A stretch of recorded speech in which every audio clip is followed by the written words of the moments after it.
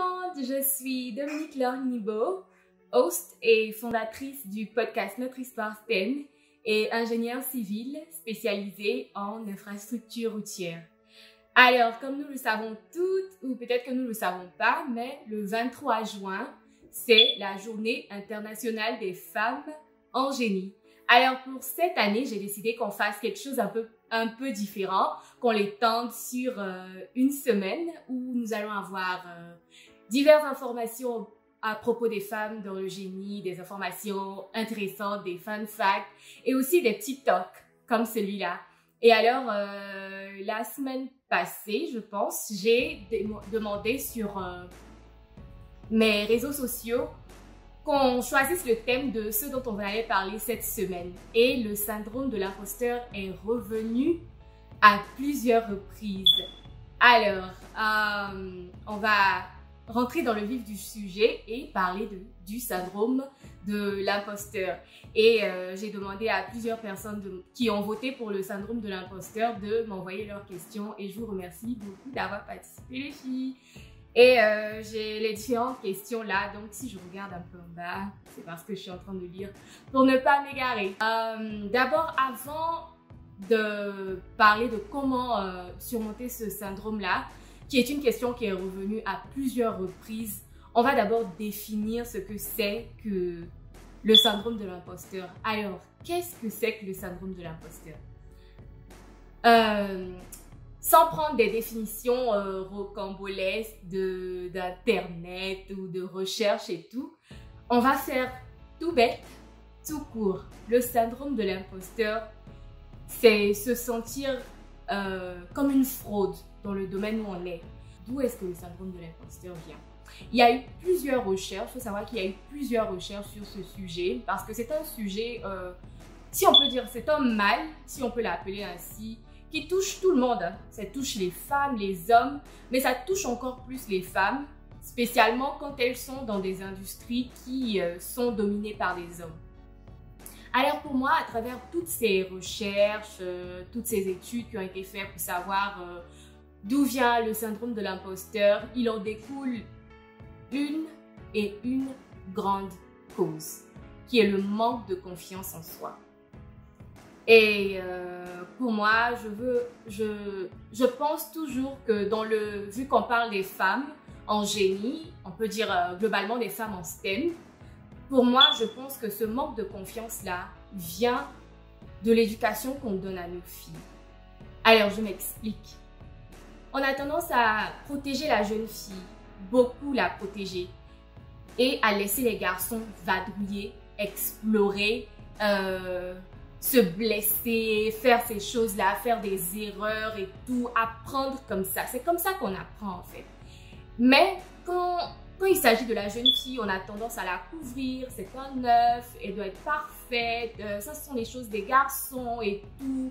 Et même dans le choix des jouets, on a tendance à donner des poupées, des maquillages, des choses qui vont dans ce sens aux filles, alors qu'aux garçons, on leur donne des camions, des jeux casse-tête et tout ça qui, comment on peut dire, qui trigger leur intérêt dans l'exploration, dans la découverte, qui titille leur, comment on peut dire, leur intellect, qui titille leur curiosité, leur envie d'apprendre, de savoir, alors que pour la jeune fille, on lui donne juste les poupées, les maquillages. Je ne dis pas que les poupées et les maquillages sont mauvais, mais si on parle de personnes qui veulent se lancer dans les STEM, si on parle de personnes qui veulent se lancer dans les sciences, dans l'ingénierie, dans toutes ces choses-là, franchement, vous conviendrez avec moi que le make-up et puis les poupées, ça n'a pas sa place en fait.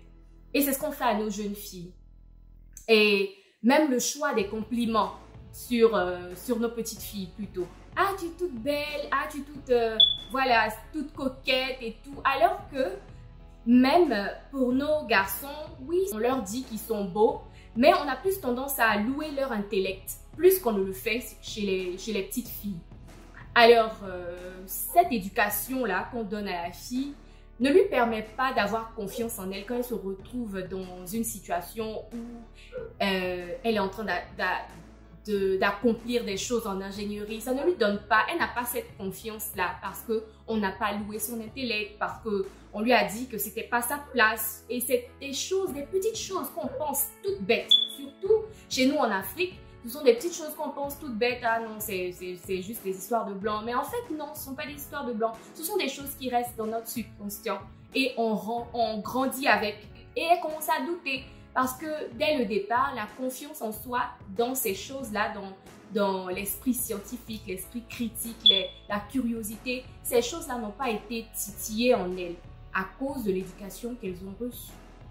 Et donc, c'est un peu, voilà, c'est un peu, j'espère qu'on se suit, c'est un peu ce qui fait que dans ce genre de situation, de STEM, d'industrie qui sont male dominant, les femmes ont tendance à être le plus attaquées par le syndrome de l'imposteur.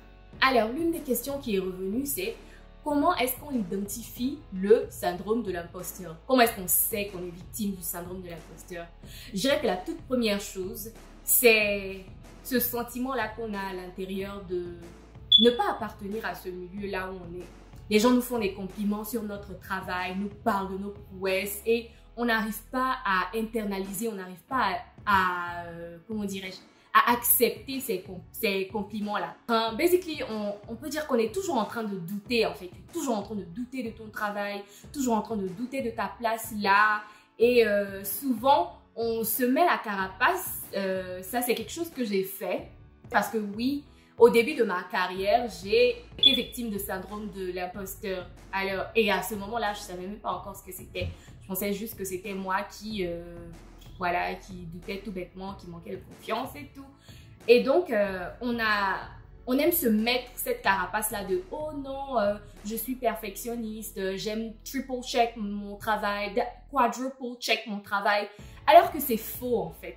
On est juste une personne qui a un sens erroné de la perfection parce qu'on est rempli de doutes. Et donc, on se dit « Non, j'ai pas droit à l'erreur. » On met cette pression-là sur nous parce que on ne se sent pas, on a l'impression qu'on n'a rien fait, on n'a pas bossé pour être là en fait. Donc il faut à tous les coups qu'on soit parfait. Sinon on sera renvoyé, sinon voilà, les gens vont dire qu'on ne mérite pas notre place, tu vois. Ce sont ces choses-là. Donc on se met cette carapace-là de oh non, je suis juste perfectionniste, j'aime checker mon travail et on passe du temps, on perd du temps à checker notre travail de manière unrealistic parce que tu peux pas être là quadruple check ton travail en fait. Tu as checké une fois, deux fois, au maximum 3 fois parce qu'on est en génie et toutes les décisions qu'on prend vraiment impliquent la vie des gens. Et donc 3 fois au maximum c'est bon. Et donc on se met cette carapace là de oh je suis perfectionniste, je quadruple check my work. Mais en fait non, on est juste rempli de doutes et c'est juste une manière. C'est un stress en fait qu'on s'inflige. Et donc c'est un peu ça qui pourrait vous faire vous rendre compte que vous êtes victime du syndrome de l'imposteur. Et pour prendre un peu exemple sur mon expérience personnelle, en fait quand j'ai été victime du syndrome de l'imposteur, c'était au tout début de ma carrière et je ne savais pas vraiment ce que c'était en fait. Et donc, j'avais du mal à accepter les compliments parce que tout le monde au travail me disait « Bon, ben voilà, tu es une bosseuse, j'aime ton sens de l'éthique, ton work ethic, vraiment, c'est parfait, tu rends les choses faites. » Il y a plein d'ingénieurs qui me disaient qu'ils aimaient travailler avec moi parce que c'était tac au tac, c'était rapide et tout. Et j'arrivais pas à accepter ces compliments-là. Je me disais « Bon, peut-être que je suis la petite noire du coin, il veut juste être nice et tout, voilà. » Et donc, c'était vraiment difficile pour moi d'accepter ces choses-là. Et pour ne pas vous mentir, pour être 100% transparente, à chaque fois qu'on me soumettait un projet au travail, j'avais 2 jours où je pleurais toutes les larmes de mon corps parce que je me disais, mais ils vont me renvoyer, je ne pourrais pas faire ce truc-là, voilà, je ne suis pas qualifiée, c'est rentré ici, c'est sorti là-bas. La première fois que j'ai fait ça, mon mari, mon père et ma mère m'ont dit, non, mais si tu es là-bas, c'est que tu es capable. Ma belle-mère aussi, on me disait, mais si tu es là-bas, c'est que tu es capable et tout. Voilà, voilà. La deuxième fois que j'ai fait ça, et la première fois, le projet s'est bien complété, ça a été un succès. Et la deuxième fois que j'ai fait ça, tout le monde m'a fait, ouais, on te connaît, toi, tu vas venir pleurer et puis après, il aller bien faire le truc. Mais au début, voilà, c'est comme ça. Je me suis juste dit, bon, voilà, j'arrive pas à avoir vraiment confiance en moi. Et c'est juste ça, en fait. Mais tout au long de ma période là-bas, je dirais 1 an et demi, je luttais toujours avec ça. Je me sentais pas là-bas, donc je me disais, j'aime quadruple check my work, I need to do the extra, I need. Alors que j'avais pas confiance, je me disais, bon, ben voilà, ces gens, ils aiment, je suis juste là par chance en fait. Donc là, faut que je m'accroche à cette chance, alors que j'étais très compétente. Tout le monde parlait de ma compétence, mais je n'arrivais pas à accepter cela. Et jusqu'à ce qu'on parte à une conférence, et une conférence des femmes, et ils ont parlé du syndrome de l'imposteur, et je me suis rendu compte que c'est ce avec quoi je dealais. Et donc j'ai commencé à faire mes recherches, je commençais à voir comment me sortir de là. Et donc c'est un peu ma petite expérience en fait avec le syndrome de l'imposteur. Et je me dis aujourd'hui, pour toutes celles qui sont en train de rentrer dans le milieu du travail, ou qui sont déjà dans le milieu du travail, qui deal avec ces choses, je me dis tout le temps que vous êtes beaucoup chanceuse, parce que maintenant, là où on est en 2021, 2020, il y a plus cette aise-là à parler du syndrome de l'imposteur. En 2017, quand j'ai commencé, on en parlait, mais pas assez. Tu dois aller faire des recherches, tu dois avoir déjà entendu parler de ça pour te rendre compte que c'est ce avec quoi tu deals. Donc, vous êtes chanceuse parce que plusieurs femmes en parlent, plusieurs plateformes en parlent. Il y a plus de, comment on peut dire, il y a plus de savoir à propos de ça. Donc, vous avez des chances de vous en sortir. Alors, comment se débarrasser du syndrome de l'imposteur? Je dirais, le truc général, c'est de travailler sa confiance en soi, en fait. C'est de travailler sa confiance en soi.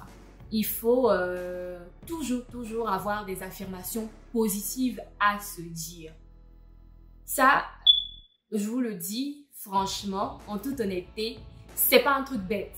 Souvent, on a l'impression qu'on dit non, il faut s'auto-complimenter. On se dit, ça sont des choses. Non, ce ne sont pas des choses bêtes, ce ne sont pas des choses inutiles. Ce sont des choses qui sont très utiles dans notre quête de la confiance en soi. Il faut s'auto-complimenter.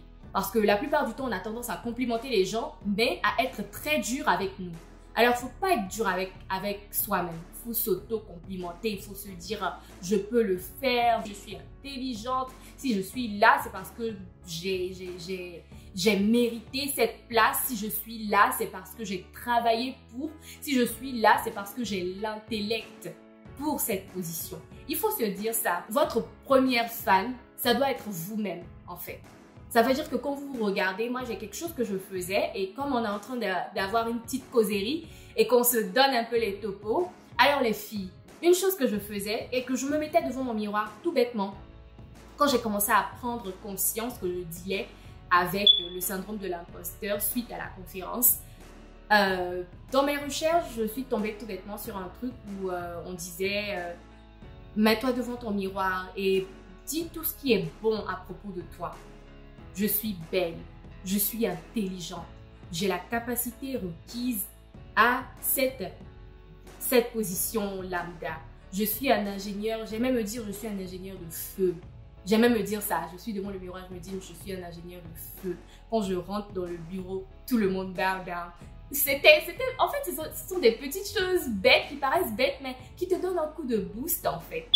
Et je faisais ça. Souvent, j'avais des post-notes que je collais sur mon miroir dans la douche et j'écrivais des choses, des affirmations positives. Pour celles qui sont croyantes, j'écrivais des versets qui me galvanisaient, des versets qui me suivent. J'ai toujours un verset qui m'a toujours suivi depuis, je dirais, depuis 2014. Et donc, j'écris ce verset-là, je le colle sur mon miroir, j'écris des affirmations, je les mets sur mes miroirs et tout. De sorte à ce que je sois entourée de bonnes vibes, comme on dit, en fait. Et donc ça aide beaucoup. Et aussi, il faut apprendre à accepter les compliments des autres. Dans mon cas, je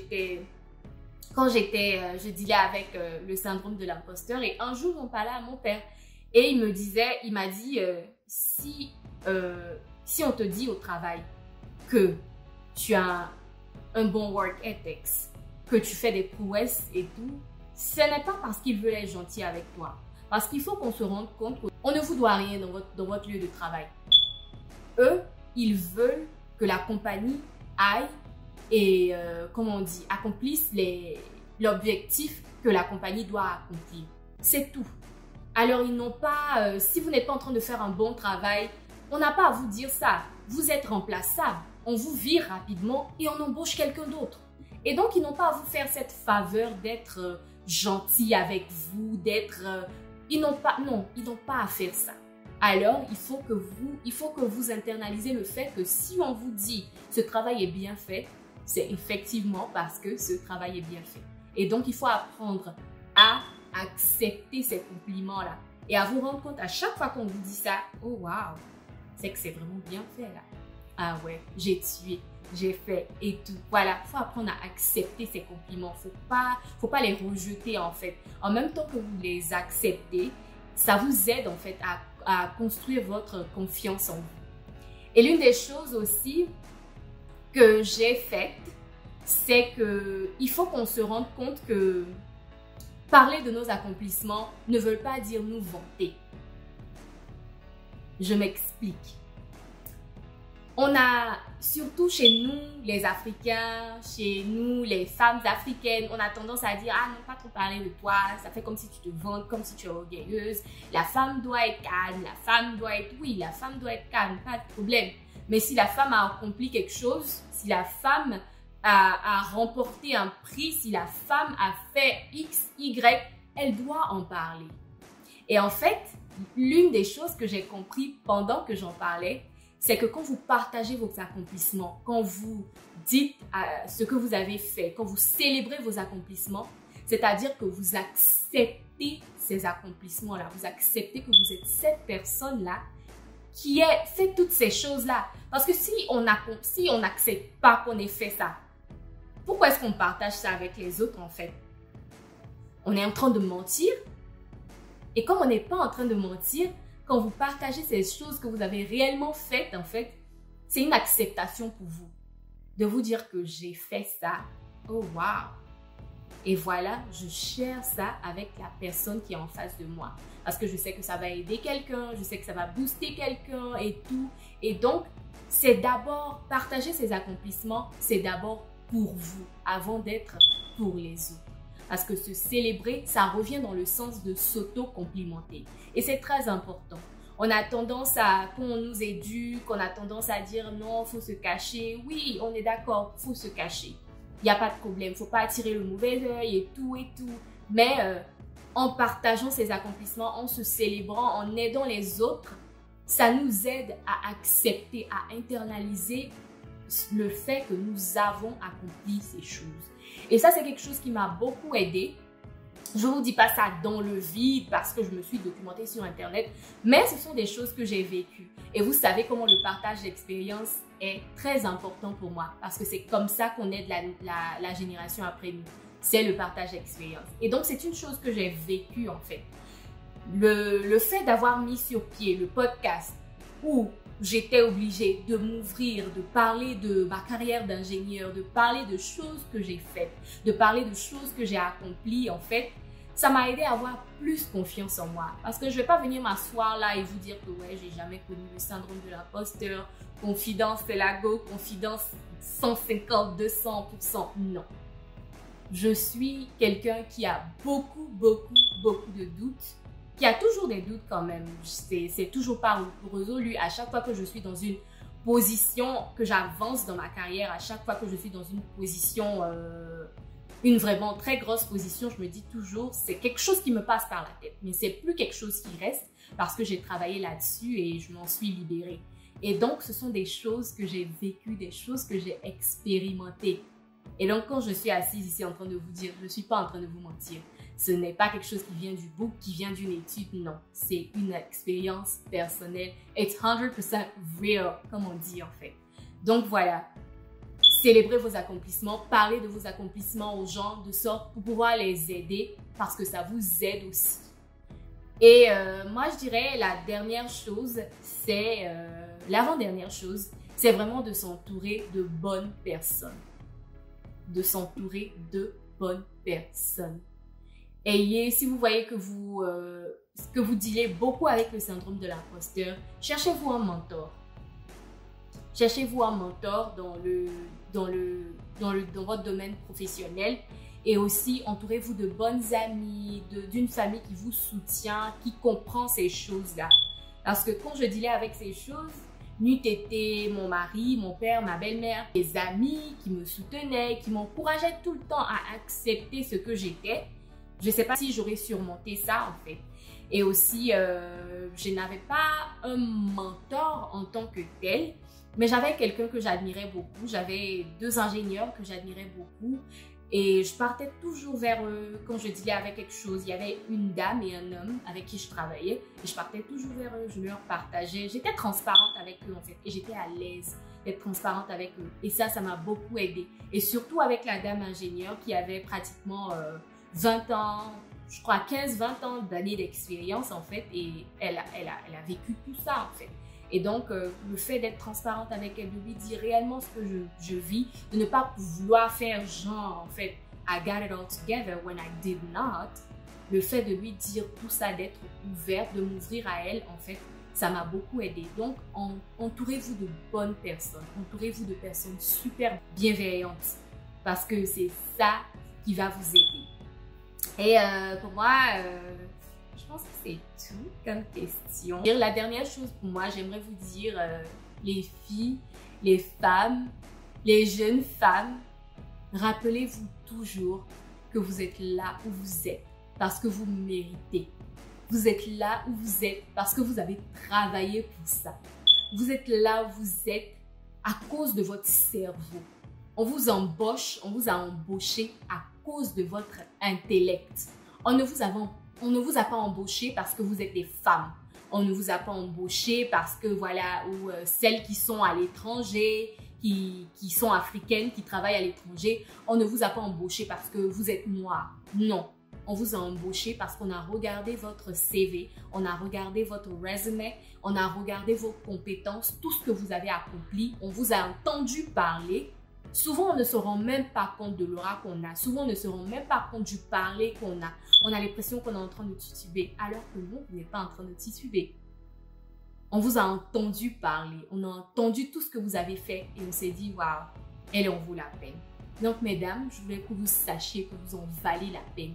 Vous êtes là où vous êtes à cause de votre intellect. Vous êtes intelligente, vous êtes belle, vous êtes passionnante, vous êtes extraordinaire. Alors, pour cette journée internationale des femmes en génie, je voudrais que vous preniez ces habitudes, que vous arrêtez devant votre miroir, que ce soit à voix haute ou dans votre cœur. Auto-complimentez-vous. Vous êtes forte. Auto-complimentez-vous. Merci à tout le monde d'avoir participé, d'avoir trouvé le sujet sur lequel on allait parler pendant cette journée cette semaine internationale de la femme en ingénierie. Et on se dit à la prochaine. Bye!